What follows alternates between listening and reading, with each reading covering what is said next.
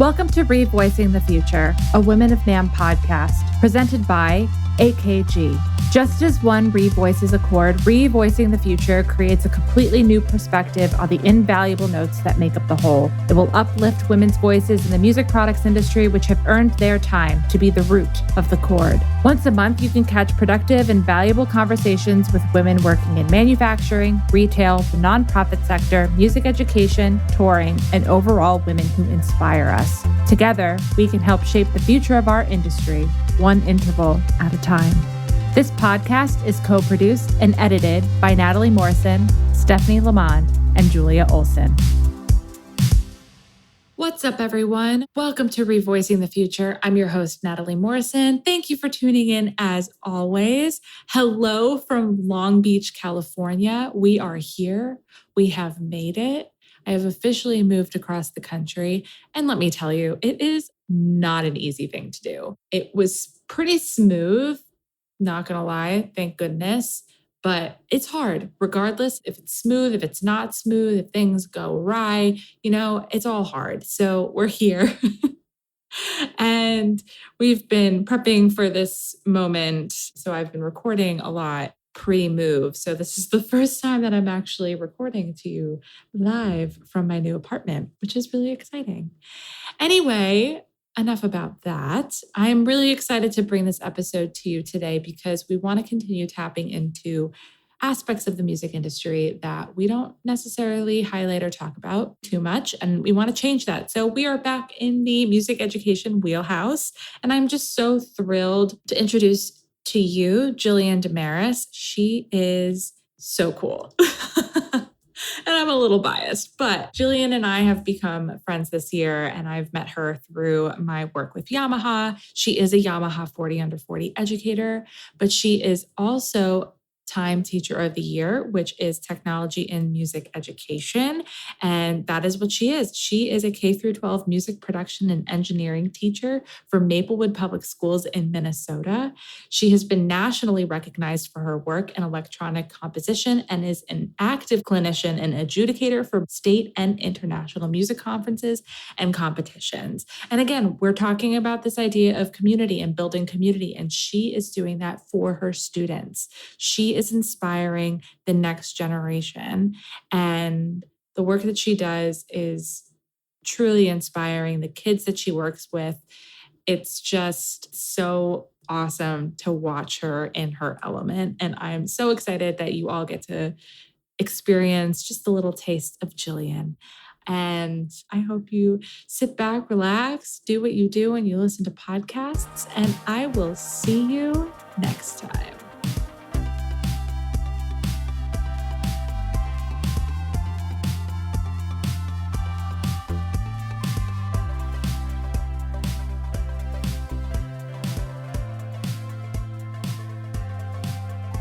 Hi, Gillian. Welcome to ReVoicing the Future. So excited to have you on the podcast.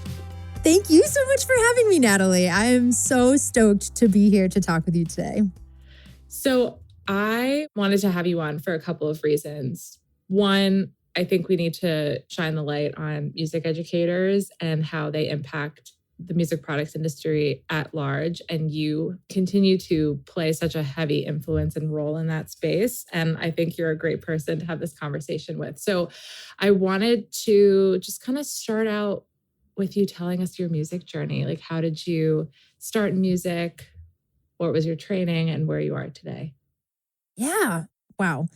And by the way, these are fantastic questions. Natalie sent me these questions about 4 or 5 days ago.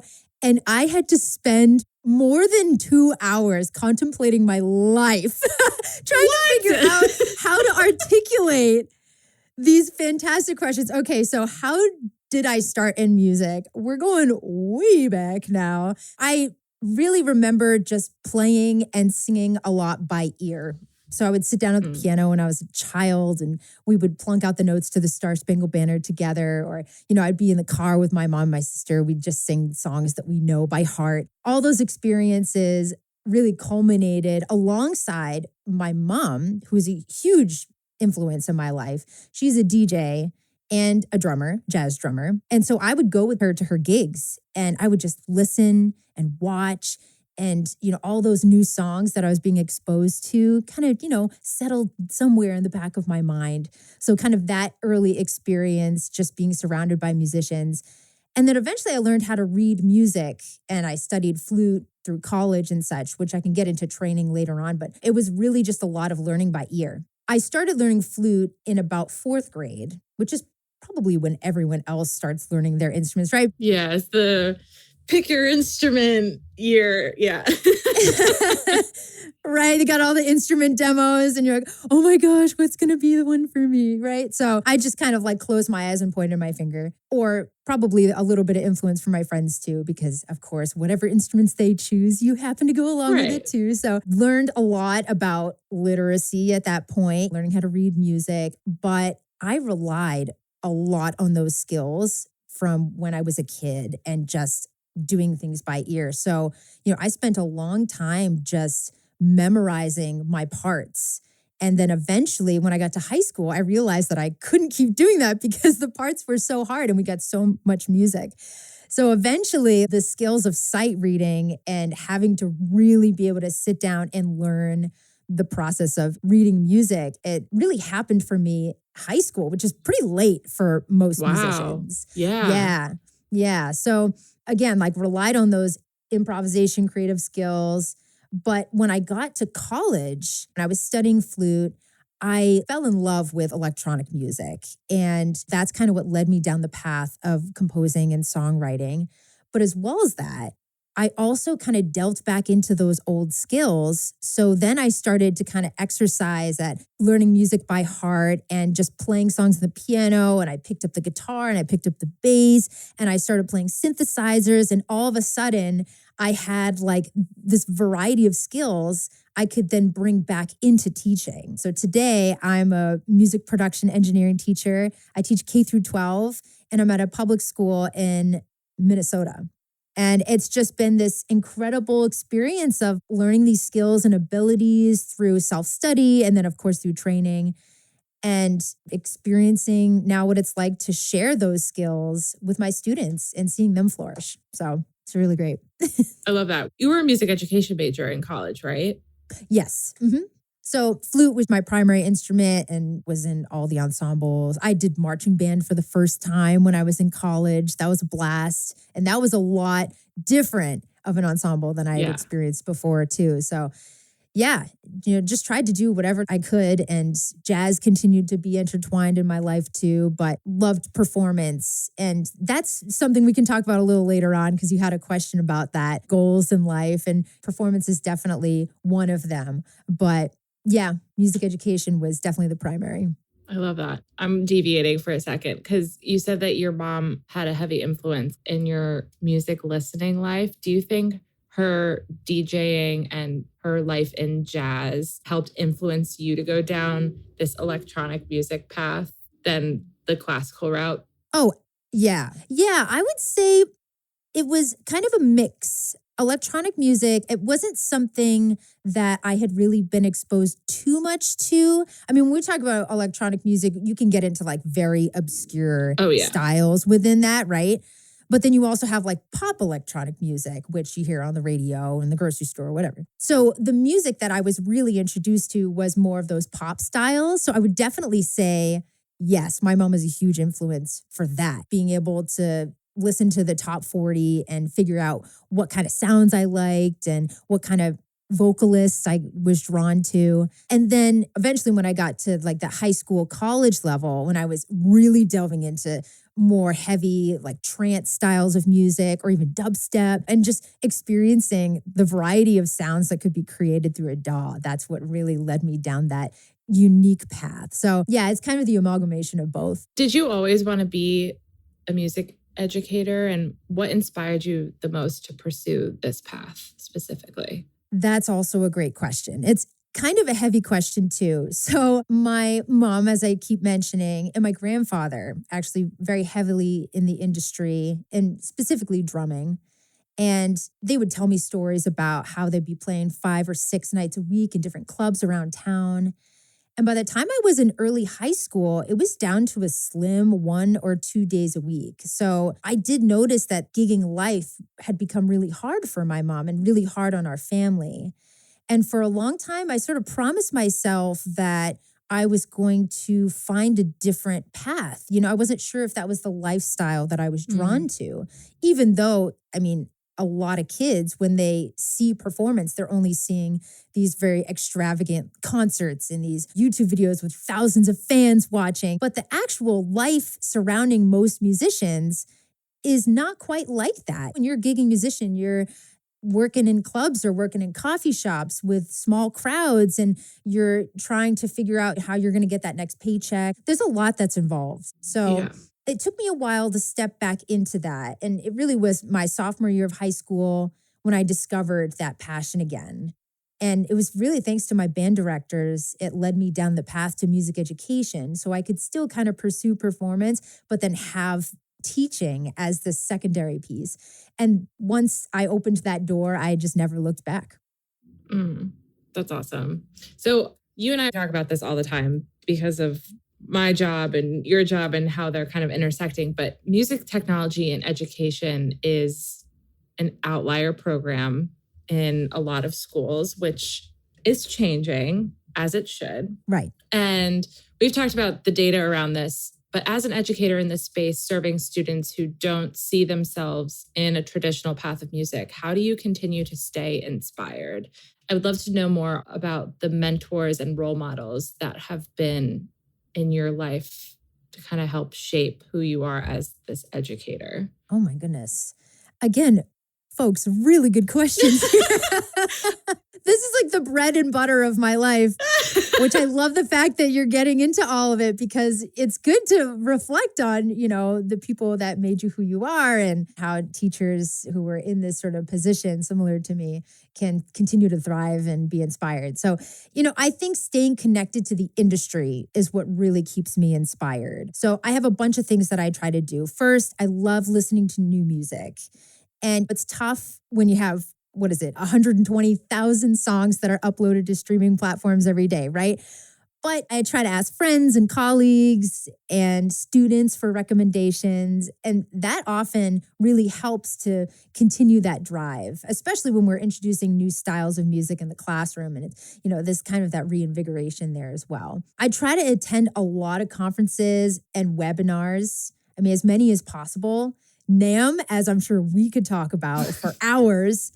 It's an amazing show. And if you've never been, it's, that one-stop shop for new instruments, for audio gear, software, accessories, music, lighting. I don't know what they don't have that's, right, not music related there, but it's an incredible experience to be there. Time also, the Technology Institute of Music Education, they have sessions at a lot of state conferences. So those are fantastic to check out. AES, the Audio Engineering Society, has great sessions for music tech teachers and for audio educators. So I try to stay involved in their in-person conferences that they have, and also to, webinars. The ABLE conference, which takes place at Berklee College of Music in Boston, they have a really good special education conference that also intertwines technology, which is a little bit more in what I do. Yeah. So that's great. And then there's a ton of online free webinars that you can just check out and gather that information and store it away for when you need some inspiration as you're teaching, as you're going about the experiences day to day. I think too, podcasts. I don't know if you listen to podcasts, but for me, not only just being on one is so special, but just listening to the variety of knowledge that's out there and having this avenue, this way of just processing all of that, I think it's just like so cool to have that experience. I can switch off listening to music and then listening to people discuss these interesting topics around education or their creative processes. So I've been listening a lot to Broken Record. Have you heard of that podcast before? No, I haven't. I'm going to write that down. What's fantastic about it is they interview all these popular musicians and they discuss what inspires them and, like I was saying before, their creative process.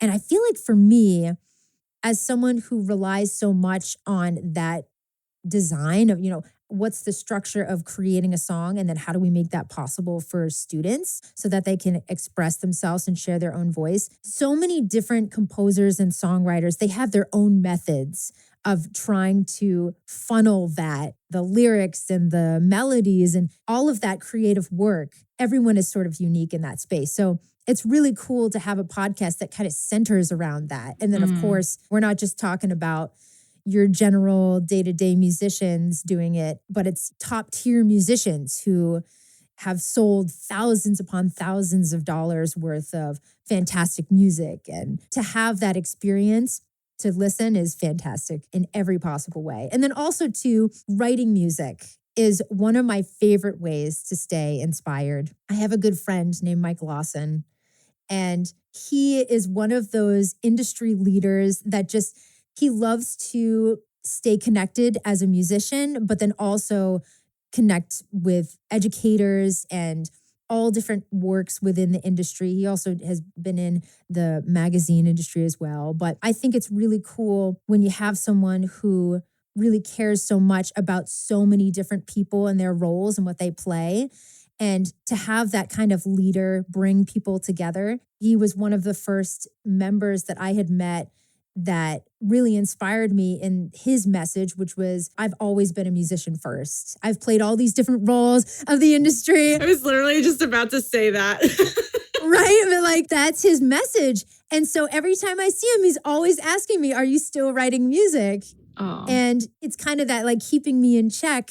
I know that I love writing music. Sometimes it comes down to having the time to do it after school, as we all know, being able to do hobbies outside. But I just think you have these incredible people that kind of give you that push in life. And yeah, he definitely is one of them. But yeah, I would say those are some of my biggest inspirations that I can just kind of tap into whenever I need to. People in the industry, amazing education in the industry, music, and just being surrounded by the creative tools that we get to use every day. Going back to teaching, was your first teaching job out of school in the technology space? I started my first year teaching at a public charter school, and the position that I had received was a general music teacher. I was teaching K through 5. Okay. So with the expectation that I was going to be teaching songs and games, dances, the rudiments of music. And from that experience, I kind of took a little bit of creative liberty and what I could to start to introduce the workstation, the DAW, to students. So we started using Soundtrap, and just the combination of being able to do all these fun activities and then kind of put a nice end or a closing to the class.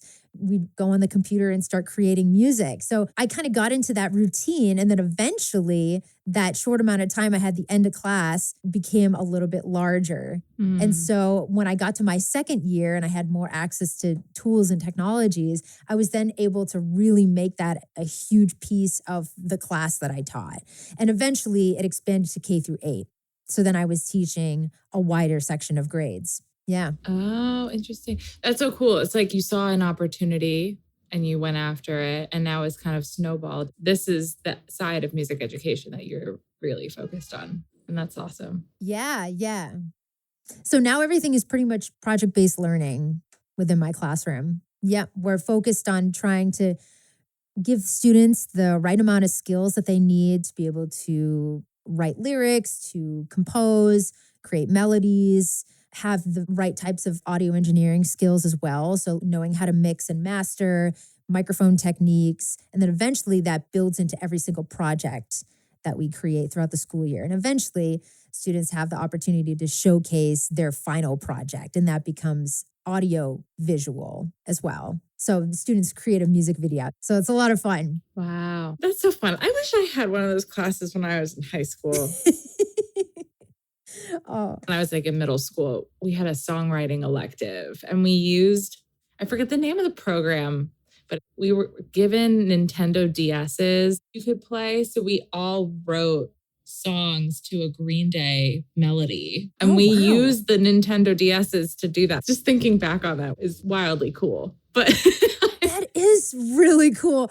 It's actually funny because I was adjudicating for a specific conference, MMEA. They have some fantastic submissions that have come in from students. And to follow that up, Time also had their own conference and competition for students. So, we ended up getting a bunch of submissions from a variety of different high school, middle school, elementary. And there was one high school student who ended up writing a song in Blip Bleep, which is a website that you can create like those 8-bit sounds. Oh. But, if you think about it, it's similar to, having to work within the constraints of like a Nintendo DS sound quality, Pokemon Go. So he ended up creating this incredible piece of music, and he referenced Stravinsky pieces, and he wrote a battle scene where the music was supposed to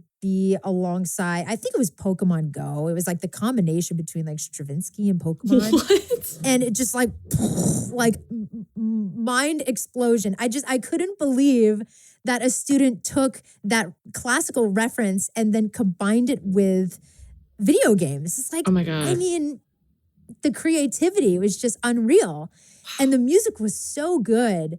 I mean, this could have been professionally done. Wow, so that's amazing. Yeah, there's some incredible young composers out there. Shout out to all of you guys out there. I mean, whether you're in college or whether you're teaching students who are just changing the game, it's incredible. We're in this era right now of just a lot of DIY, like figure it out on your own, do it yourself, create on your own. Like you're seeing that with musicians all the time now, but it's really cool because it's allowing people to just tap into figuring out what speaks to them creatively. Yeah, absolutely. And just to pick a website and start creating from that and then bring it into, I think he used Pro Tools to then add some effects to it. I mean, it's just, it goes to show that like really anything is possible. I mean, I've had songs that students have brought to me from BandLab and I'm like, wow, this is so good. Aww. Like, this is too good.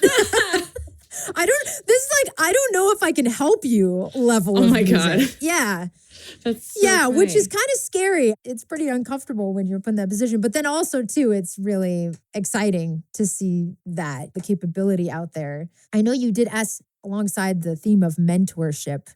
I think a lot of the motivation that has driven me down this kind of unique path in music technology, and I would be curious to know other teachers and their path, but it actually came from an artist who actually lives in Minnesota. And at the time when I was in high school, I happened to stumble upon their music. And the artist's name is Adam Young, and some people know him as Owl City. And he was out there at the time creating this music as a one-man band. He's becoming successful as like one of the first bedroom studio artists. Yep. And I thought to myself when I heard his music for the first time, I actually wasn't sure if I liked it. I had to warm up to it.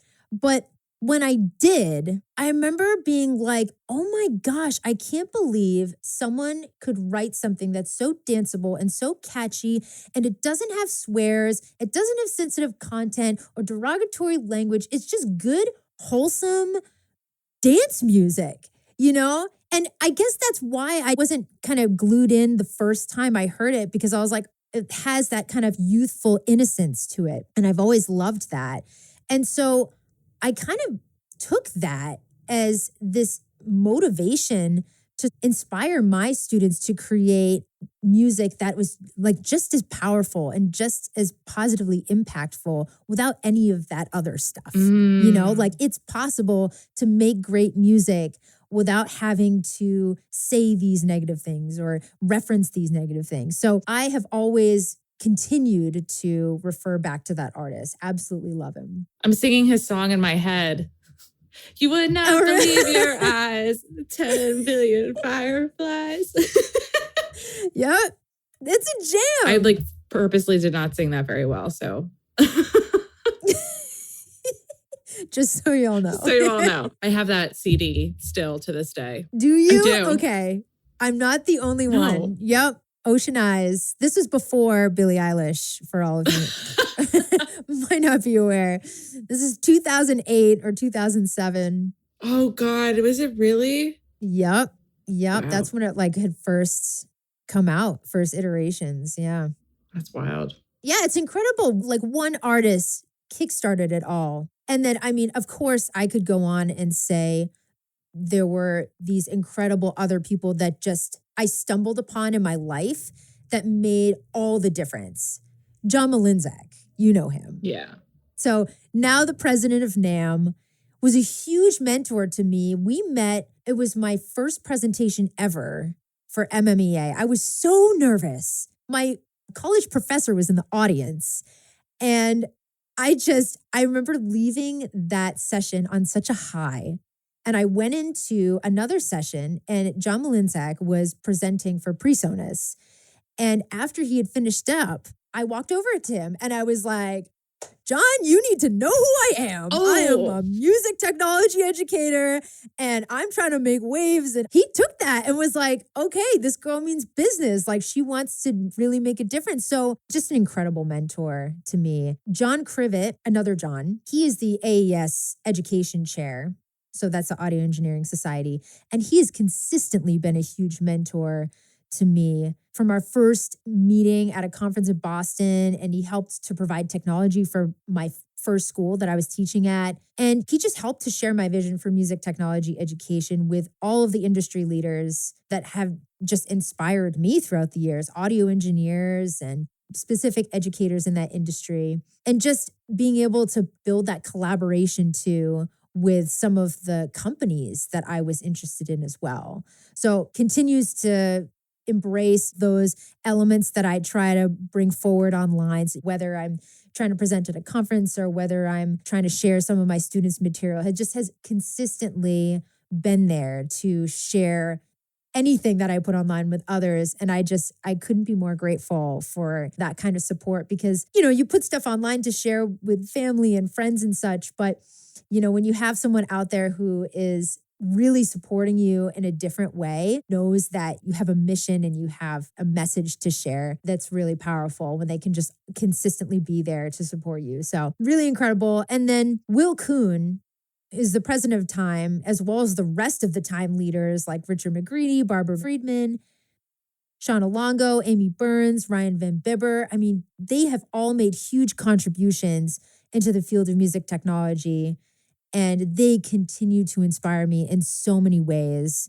I mean, reading their books and watching their conference clinics, there's so much that I want to try to share as well. And, the space that I'm in and the students that I have in the school I'm at. But to be able to see the kinds of programs that they've developed over the years and the kind of students that have come from that, it's incredible. And it's goals that I have in the future for myself and my students to be able to have that incredible log of all of these accomplishments and experiences together. So yeah, I mean, that's a short list. I have so many different role models and mentors that have helped shape who I am, especially like the teachers that were with me when I was student teaching. They continue to mentor me, and tons of colleagues that I had in undergrad and grad school. But to give you a short list,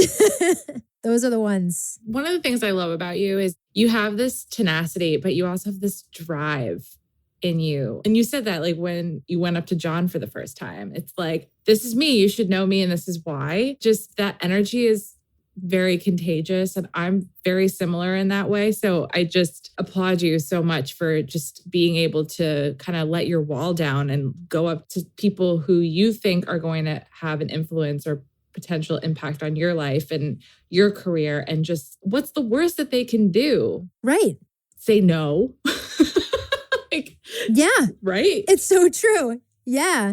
And I feel like too, I had to take that same confidence and bring that to every single new school that I was working at as well.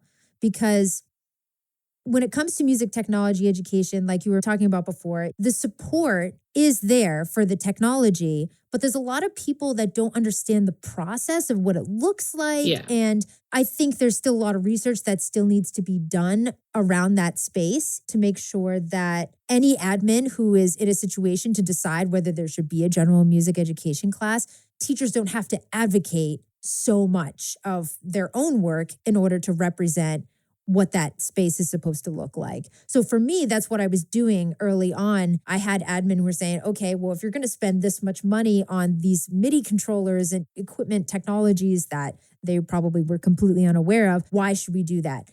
What evidence do you have to support that? And I had to just bring everything that I had to the table.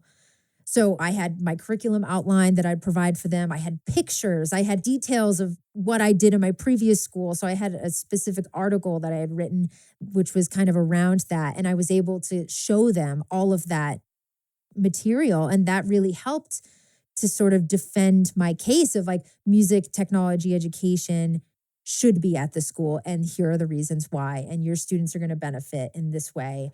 And I am a specialist in this area and I can help provide this type of experience for your kids. But that confidence that comes from knowing what kind of impact you've made in the past and being able to continue that forward, you have to be able to carry that through. Even sometimes when you're like, this is a brand new school and I don't want to ruffle any feathers, or I just want to be able to apply for this job and do what I'm supposed to do. But we're not quite there in the music technology education space. So have that confidence and don't be afraid to share what it is that you have from your experience or from what other people have created and defend what you think is important. Because it is. It is. And you're serving a part of education for students that might not see themselves in that traditional path. Right. And that's important because there's so many kids out there who love music because music has an impact on everyone's lives, whether they want to believe it or not. And you're giving them an opportunity to explore a different side of it that will allow them to gain skills in other aspects of their life or their future careers or whatever they choose to do with their lives going forward. And I think that's just incredibly inspiring. And every student that I feel like I've come across, there is something specific in music that inspires them. And there's only so much that we can do as teachers. We want to be able to do it all. Right. We want to be able to teach all the instruments and also teach vocals and provide these creative experiences in a workstation. But you also have to know your limitations and you got to be able to play to your strengths and continue working on those weaknesses. We might not be able to reach every student, but we can try. Yeah. And the best way we can do that is pick the things that we are passionate about. I mean, I loved band. I loved being in choir too. All of the ensembles were fantastic, but I knew in my heart that I loved music technology. So I tried to take that as my way of expressing this is the type of teacher that I want to be. And this is the way that I want to impact my students. So if you find yourself drawn to a specific area, it's okay to step into that for a little while. If you want to be a mariachi instructor, step into that role. Don't be afraid to try something new and share with your students the things that you're passionate about, because that's how you make that difference. That's how you influence your students in that really unique way. That's what teachers have in that space, that kind of power, that motivation that comes from that influence. And something else that you do is you like to go out and, again, attend these conferences and talk to educators about why it's important to have music technology in the class, but also why it's important to have the relationship with the greater music industry as a whole. And I think that's something that we need to see more of. And it's amazing that you're stepping into that space so that we can bring, I don't want to say these worlds together, but they're two separate worlds right now that actually really do like intertwine with one another. Absolutely. Yeah. I mean, if we're talking about the industry in kind of corporate company side, and then we also have education side, to just touch upon it, we are stronger together in that. So if we can connect companies with educators and help in the development stage of products, I mean, not to say that our tools are going to depict the quality of our teaching, because it's not always what it comes down to, but we are sometimes only as good as the tools in our toolbox as well. So we have to be able to have those conversations with the engineers and say, this is the type of work that I'm doing in my classroom. This is what my students need. This is what I need. And how can you make this possible? And then the engineers have the ability to create based on those constituents. And I think that conversation is just so, so powerful. And more teachers should be invested in that, because there's so much value that you have to offer these types of companies that are creating for you, creating for your classroom, creating for your students. So the stronger we are together, the stronger our education system is going to be, and the more impact we can potentially have on our students. Yes, I love that. Expanding a little bit. So I want to spend some time on this, and I'm actually really excited to hear your answer for this. On the podcast, I've interviewed countless women who work in audio production, who are audio engineers, music producers, and this side of the industry is heavily male dominated. So as an educator in this space, you play a critical role in representation for your students. Do you bring that responsibility to the classroom each day, knowing that you can encourage your students that they could go down this path if they so choose?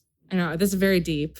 It's a really important question, though. I mean, only 7% of the population is in STEM fields. And of that, 15% are women, which is a staggeringly low amount, right? So representation is really important. And specifically as a female music production engineering teacher, I have the ability to make that connection with some of my female students and empower them. It really does come down to the way that we try to foster more growth from our female students. And of course, there's some things that you recognize as a teacher early on with young students, young girls in particular. For example, they're not as experimental with technology. And often they shut down when technology doesn't work the way they want. And I don't like to generalize specifically to genders, but I just have noticed that girls are a little bit more self-conscious in the music creating process and using music production software or just using anything on the computer, even lyric writing. So I try to give them more reassurance as they go along. And I try to encourage them to think outside the box. And I also had a fantastic graduate professor, Dr. Agnieszka Rajinska, and she used to run a program at NYU for girls, and it was a summer program.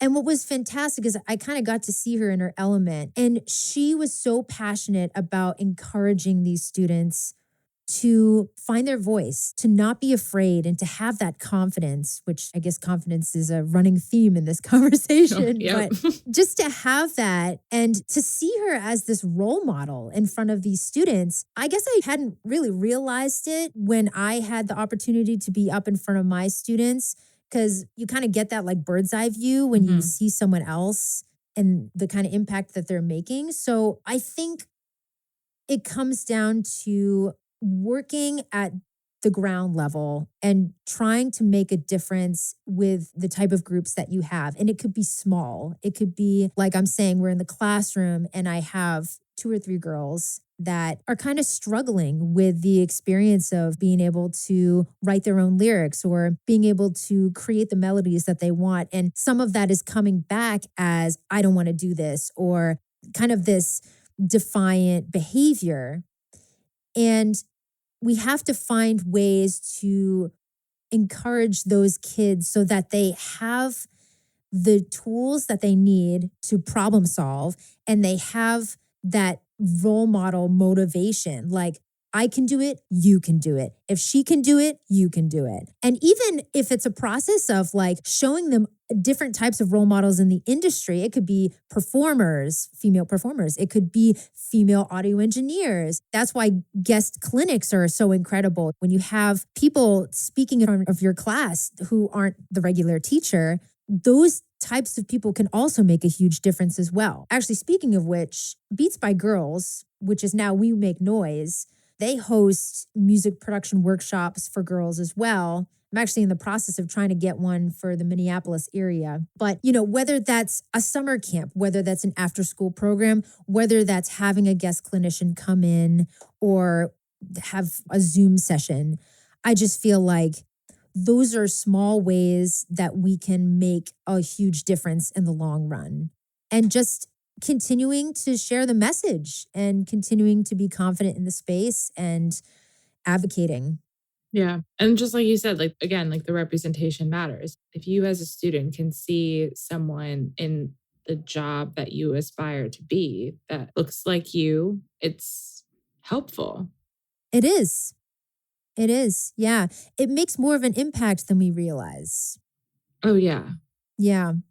And, as a kid, maybe it was just something that I guess it didn't dawn on me as much just because maybe I've had that representation with my mom and had that representation from family members. So, yeah, we live in a different type of world now where there's not enough of that. And maybe we grow up in a way that we don't necessarily see the same way as other people. Maybe whoever's listening, right? You might be in a situation where maybe you did have that representation like I did, or maybe you didn't. But regardless, it needs to be there, right? Exactly. Yeah. These conversations are so incredibly important. And I think it continues to be a conversation for AES. Yeah. So I know you're involved with AES and other industry organizations. So how have you seen gender representation evolve across the organization in the larger audio world through the years?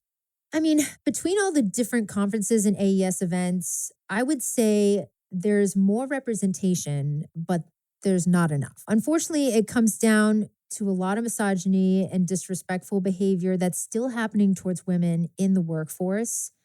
Even at the college level, too. There was a session at last year's AES International Conference specifically on unveiling the female ear.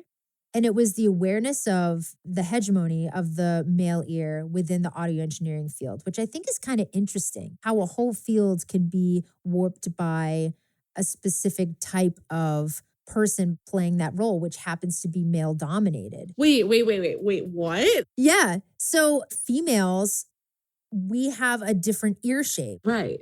We have a different way of listening to music. And there was a specific article which became a presentation on this idea of like our industry is sort of warped in a way because it's primarily male dominated and they have this specific way that they hear music based on their physical constituents, Wow.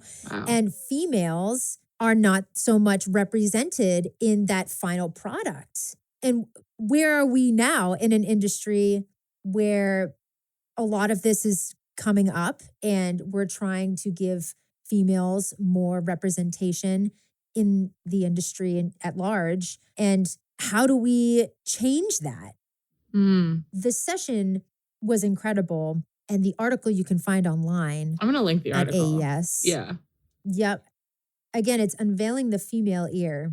And it does specifically talk about awareness, but then it also mentions this kind of idea too of the physical characteristics of the ear and how that plays into the industry. Wow. Females and males. Oh my God, I can't wait to read this article. That's so fascinating. Like literally breaking it down from just like the construct of our own bodies on how like guitars, certain women can't play and use those because they're too big and it's not comfortable for them. And that whole side of things too. So it's there, it exists. Right. It's so interesting that they had a whole session just on the makeup of your ear. Yeah, and how that represented where we're at right now in history. Male ears listen differently than female ears. But I wonder if there's a way, if there's some sort of technology out there so that we can hear the difference. I don't know how that would work because the makeup is different, but I'm just sitting here, I'm like, oh, I wonder how different it sounds from that perspective versus ours. And it's like, is Right. our way of listening to music now just like completely skewed? I don't know. I mean, yeah, it's one of the biggest questions, right?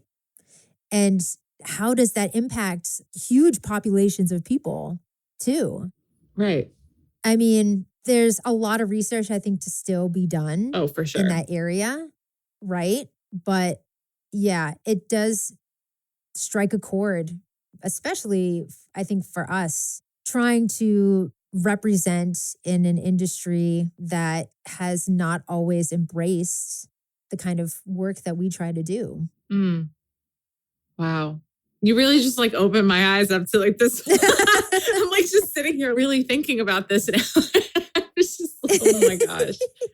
Yeah, I can't wait to read this article, and I can't wait for everyone else to read this article. I think the work that you do is just so important and needed, and you're tapping into a space that needs to exist in education right now. And I'm in awe of you like all the time. We've like literally just met this year and whatnot, but what you do is incredible in the way you break it down for educators so that they have an easier time of implementing just some basic music technology curriculum into their programs is just amazing. So you're awesome. And I just think so highly of you. Oh. Oh my goodness. I really do appreciate it. I mean, it started off as just a small passion that grew and grew, and eventually teaching was the avenue in which I could share that passion. And it's funny where life takes you. Sometimes you don't expect it, and you end up making a much larger impact because you decided to either work with your strengths or you decided to take a risk and try something new. Yeah. Yeah, it's really, really incredible to be here to speak with you and to have the opportunity to impart a little bit of the knowledge that I've gathered from the experiences that I've had. I mean, which again, not all of them have been successful. With the process of taking risks, you fail a lot. And I feel like as teachers, we sometimes get into this mindset of I'm going to be observed and I need to be perfect all the time. Mm. Lessons have to be articulated, and I don't want to have to be in a position to have to problem solve unnecessarily. And again, a lot of that comes down to being able to run the classroom management, and that's huge. And so if things don't go to plan, that can be really uncomfortable. But if you don't take those risks, then sometimes you kind of fall into this trap of not being able to modernize what it is that you're doing. And I feel like a lot of what we can do as teachers is be willing to take those small steps, whether it's sitting down for a half hour and just playing with a program like Soundtrap or Ableton, and just slowly taking those smaller steps so that they become those bigger steps. You can implement those and start showing your students what's out there. But it's a gradual thing. Mm. And I think for me, when I started my first year, like I was saying, it was that introducing the computers for 5-10 minutes at the end of the class period, which became 20 minutes, which became 25 minutes. And then we got eventually more technology. And now we're a full-fledged music production program that uses technology all the time. But again, that gradual growth is what it takes. So it's not a sprint, it's a marathon. So take your time, enjoy the process, and don't be afraid to take risks. I love it.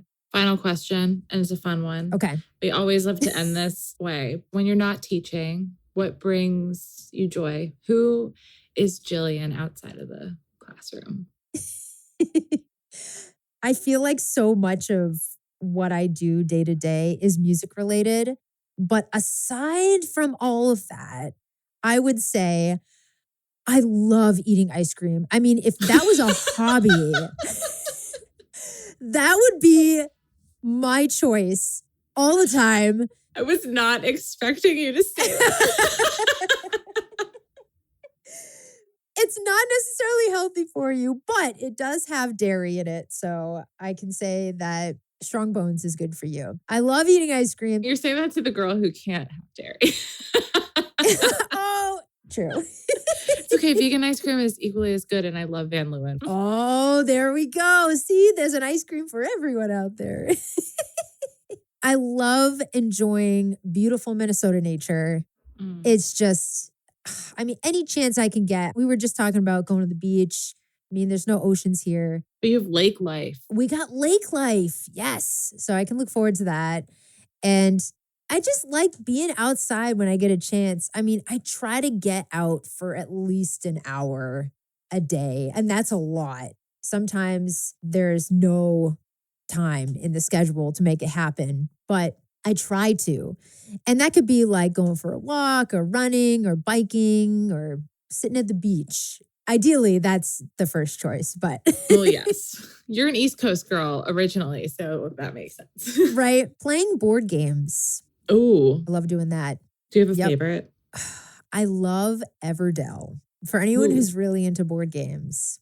Yeah. It's a really cool game that's focused on resource building. So you have a bunch of critters and little locations that you build, and you eventually create a whole town. And in order to gather those critters and gather those construction elements or those buildings, you have to use a certain amount of resources to get those. And then there's objectives and goals. It's very strategic. Is it like a real life Animal Crossing? It is kind of like a real life Animal Crossing. Nailed it. Actually, speaking of which, Animal Crossing has also been my jam. I love Animal Crossing. Yeah, for sure. And for anyone who just likes to take a deep breath, and sometimes like the scrolling of social media doesn't do it, or sitting outside in nature doesn't do it, because sometimes my mind will run rampant and I'm like, I need a distraction, but not something that requires so much thinking. Animal Crossing is the answer. Always.